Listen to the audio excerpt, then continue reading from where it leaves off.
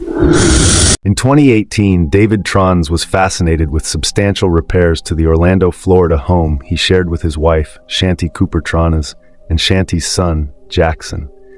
The house was stunning, a 4,000 square foot property with a pool and a garage apartment, making it quite the ideal home. However, the upstairs rooms were somewhat small, and the layout didn't suit every family. It made sense why someone might want to renovate it. The contractor described to the police how he first met Shanti and David while renovating the residence. Dave contacted him unexpectedly and invited him to visit the project. He indicated they had done some work, but he was not prepared for what he saw. He said, when he arrived, the house was almost completely deconstructed and open like a large shoebox. He described it as frightening and unlike anything he had ever seen. For Dave Trons, this house became more than just a project. It consumed him. It became his life. And unfortunately, it was central to a tragic event that led to Shanti's death. The case began with a 911 call on April 24, 2018, at around 3:51 p.m. Dave claimed to have come home and found Shanti floating in the bathtub, unresponsive. But his story didn't add up. Shanti had been brutally beaten. It's heartbreaking, especially for her family and her young son, that her life was taken. Right from the start, Dave was a suspect. He voluntarily went to the police station, where he spent hours without requesting a lawyer. He even agreed to provide DNA samples and undergo a personal search. Throughout the interrogation, Dave maintained that he was deeply in love and happy, but as detectives pressed him, the tension escalated. They accused him of murder, but Dave never broke under the pressure. He never confessed. The detectives seemed convinced from the start that Dave was guilty, and they pushed to build a case against him. They even questioned whether the house, which had become such an obsession for Dave, might have been a factor in Shanti's death. Could she have still been alive if it weren't for this house?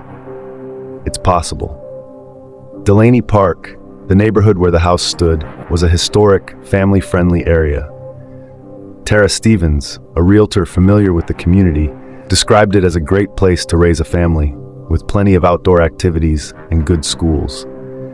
She had sold the house to Dave, noting how happy he and Shanti seemed at the time. Yet, after the contract was signed, she noticed a change in Dave's personality. As investigators looked into Shanti's background, they learned she was a dedicated mother to her 8-year-old son, Jackson, whom she shared custody of with her ex-husband.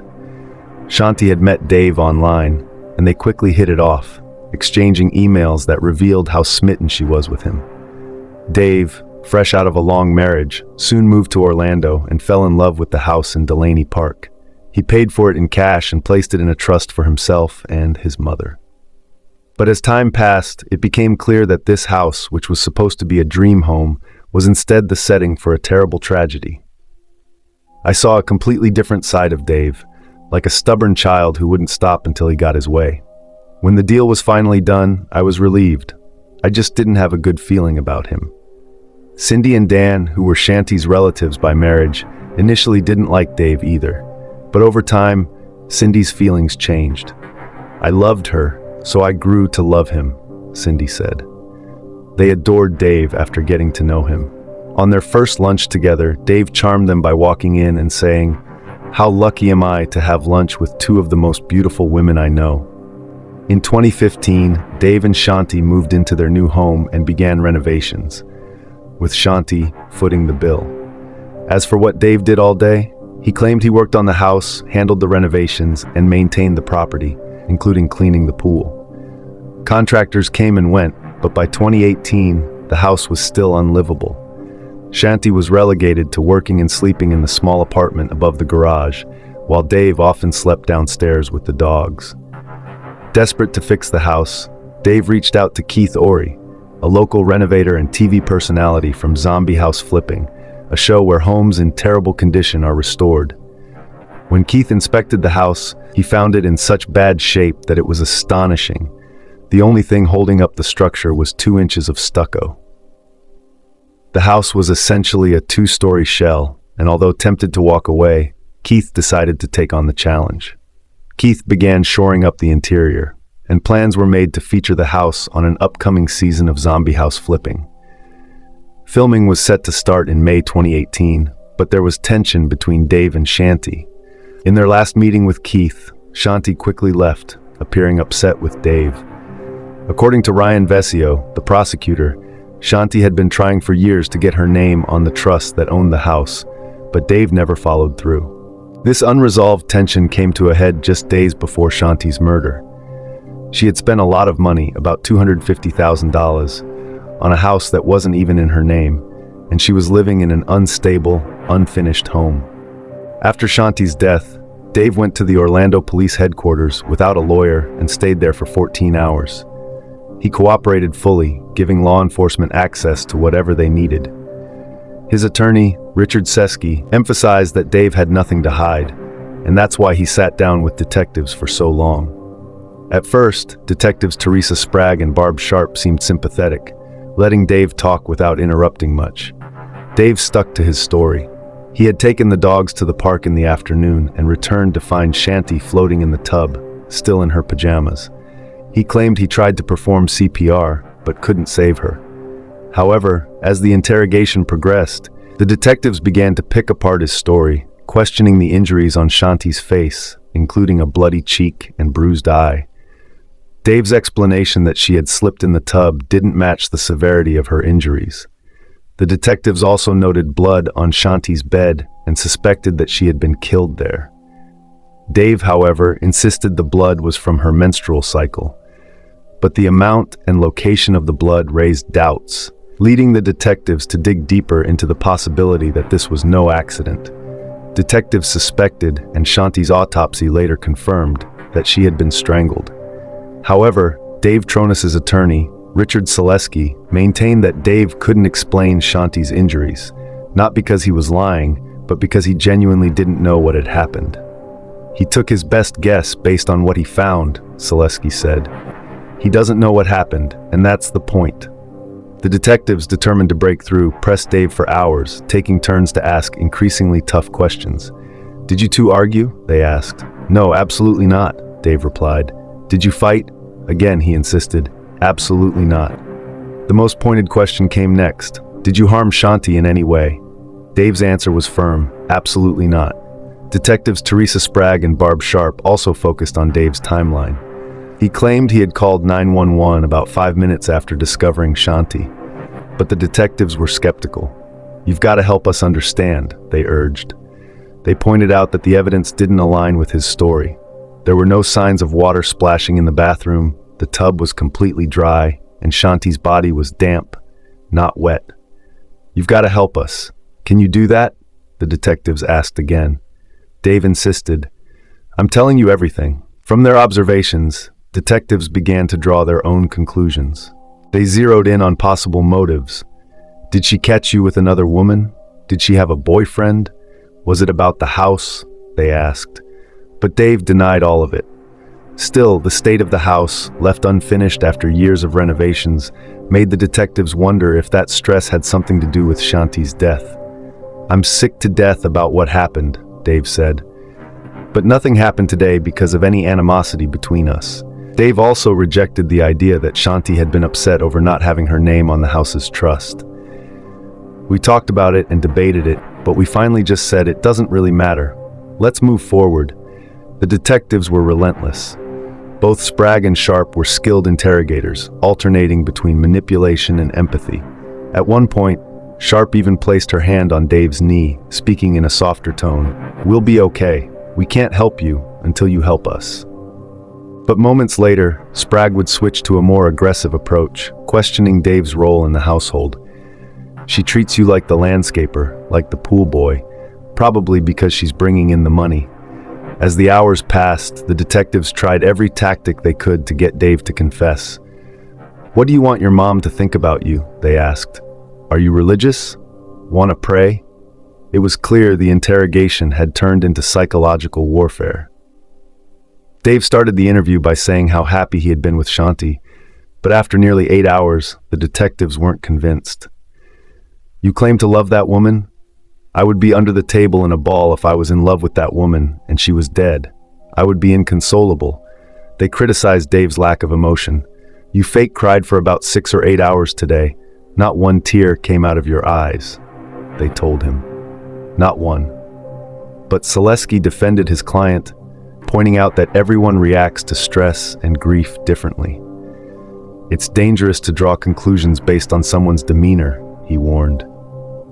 In a final bid to clear his name, Dave agreed to take a polygraph test, but by then it was the middle of the night, and investigators couldn't find anyone to administer the test. With no confession and no polygraph, the detectives had to let Dave go at the end of the interrogation. Though frustrated, the police knew they would have to keep digging for clues. What they uncovered next would shock them. As they investigated further, it became clear that Dave Tronis had been living a double life, or perhaps even more than two. Despite the mounting evidence, some, like Shanti's relative Cindy Da, still believed Dave was innocent. "I would bet my last dollar that it wasn't him," Cindy said. She explained that Shanti had adored Dave, and their relationship appeared mutual. "Did she ever express any concern or fear of Dave?" she was asked. "Never," Cindy replied confidently. Even after hours of questioning by detectives, Cindy remained convinced of Dave's innocence. Dave Tronis, after his wife's death, returned to his home in Delaney Park, where Cindy, a relative, found him. She immediately examined him for any signs of struggle, but found nothing. No scratches or marks. Curious, she asked him directly, "Did you have anything to do with Shanti's death?" Dave's response was resolute. "No, I would not kill the love of my life." Defense attorney Richard Selesky argued that detectives and prosecutors were biased from the beginning, convinced that Dave was the culprit. He believed this bias was clear from the police report, accusing investigators of being like a bull in a china shop in their rush to make the evidence fit their narrative. Selesky claimed they had failed to develop other suspects. However, Detective Ryan Vescio denied this, stating that detectives thoroughly investigated all possible leads. One such lead came from an unexpected source, a worker at Club Orlando, a same-sex bathhouse. The worker informed detectives that Dave was a regular patron of the club, renewing his membership every 6 months. During their investigation, detectives discovered that a club employee had witnessed Dave engaging in sexual activity there. While many who knew Shanti believed she would never have tolerated such behavior, Vescio speculated that she might have known about Dave's secret life, but kept it to herself. He wondered if Shanti had found out more on the night she was murdered and possibly threatened to cut Dave off financially, which could have been a motive. Dave, however, had his own theory. He suggested to Cindy and others that Shanti may have been killed by a burglar. He claimed that $5,000 in cash and Shanti's $155,000 diamond engagement ring were missing, raising suspicions of a robbery gone wrong. But detectives found no signs of forced entry, no evidence of a struggle, and other valuables were left untouched. They even considered the possibility of a homeless man seen around the area, whom neighbors described as resembling actor Woody Harrelson, but that lead also went nowhere. Detectives also looked into Shanti's ex-husband Jim Cooper due to the couple's contentious divorce. However, Cooper was quickly eliminated as a suspect as he had an alibi. 4 months after Shanti's murder, on August 29, 2018, Dave Tronis was arrested and charged with first-degree murder. Cindy, despite the arrest, remained skeptical. "I wasn't believing it whatsoever," she said, convinced that authorities were simply trying to close the case easily. Prosecutors gained crucial evidence with Dave's arrest: Shanti's missing engagement ring. As long as the ring remained missing, Dave could argue that a burglar had killed her. But when police searched the room at his mother's house, they found the ring in Dave's suitcase, effectively dismantling his defense. Dave's arrest wasn't the end of the investigation. It led to more startling revelations. Prosecutor Ryan Vescio and his team received a tip that took them to Minnesota, where they uncovered details about Dave's first marriage to a woman named Carol. Friends of Carol suspected that Dave might have been poisoning her, as she developed mysterious health problems soon after their wedding. This discovery made Vescio question whether Shanti might also have been poisoned. Shanti had undergone an emergency appendectomy just 8 weeks before her death, and poisoning can present symptoms similar to appendicitis. Dave had also told detectives that Shanti had digestive issues right up until the day she died. In November 2018, Vescio and Detective Teresa Sprague traveled to Minnesota to meet Carol face-to-face, hoping to uncover more about Dave's past and whether it could shed light on what really happened to Shanti. Carol, Dave Tronis's ex-wife, told prosecutor Ryan Vescio that she had long dealt with chronic pain, immune system issues, and gut problems. Dave often prepared most of their meals during their marriage, but Carol never suspected that he was responsible for her health issues. When Vescio asked if she ever considered the possibility that Dave might have been poisoning her, she firmly said no, adding that her health problems persisted even after their divorce. Despite this, Vescio remained suspicious, theorizing that Dave might have been responsible for both of their illnesses, though there was no concrete evidence to support this. Adding to the mystery, Vescio discovered that Carol and Dave still had a joint bank account, even though they had been divorced for years. This account sometimes held hundreds of thousands of dollars. Carol claimed she had simply forgotten to remove her name from the account, but Vescio found this hard to believe. He speculated that Carol, who was never charged with any crime, might be managing Dave's finances while he was in jail. Another major twist occurred when detectives placed a surveillance camera outside Dave's home shortly after Shanti's death. The camera captured private investigators hired by Dave's legal team entering and leaving the property. When one of the lawyers, Robert Mandel, realized that the surveillance footage existed, he called Vescio with unexpected news. He had been holding on to a crucial piece of evidence for 11 months, a set of bloody sheets from the garage apartment where Shanti was found dead. This revelation shocked Vescio. But that wasn't the only surprise. The next morning, Mandel called again, this time revealing that the defense also had a green cord, which had been removed from the house by a private investigator. Mandel claimed the cord had been preserved because Dave had threatened to kill himself. Vescio found this explanation suspicious, especially since the autopsy had revealed that Shanti had been strangled, making the green cord a potential murder weapon. Tests were conducted on the cord, but it did not contain any DNA. However, since the cord had been retrieved weeks after Shanti's death, authorities believed Dave had enough time to clean it. After months of investigation, Vescio developed a theory about the timing of Shanti's murder. A single earring was found on the nightstand, while the other was still in her ear, suggesting she had been preparing for bed when the attack occurred.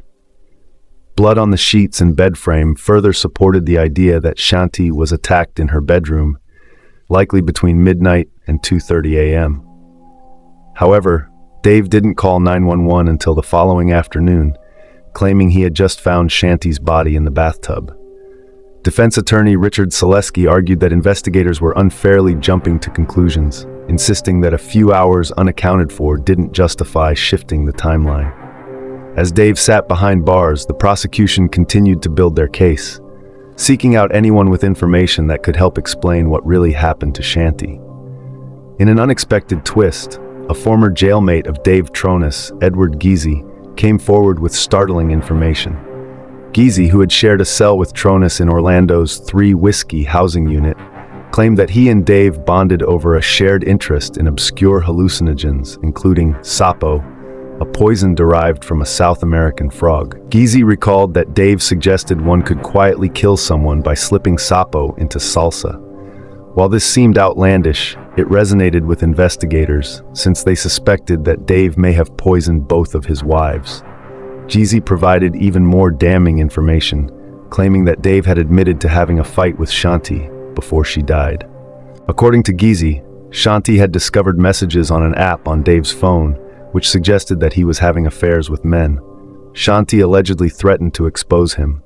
Giese said Dave confessed that he snapped and implied he had killed her, although he did not explicitly say the words, "I killed my wife."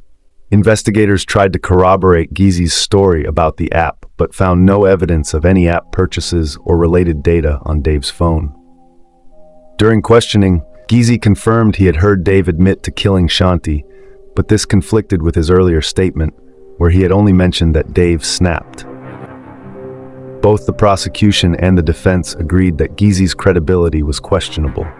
Giese had pleaded guilty to a charge of lewd or lascivious behavior, and was now a registered sex offender on probation, casting doubt on his testimony. Richard Zaleski, who took over Dave's defense in 2020 after the original attorneys withdrew, knew that raising doubt about the credibility of such a witness would be key. However, Shanti's family had no doubts about Dave's guilt. Cindy Da, who had previously been enchanted by Dave, now decided he deserved the worst penalty. Her heart ached for Shanti, whom she remembered as a kind, fun-loving person with unmet ambitions. Cindy was adamant that Dave be found guilty and sentenced to death.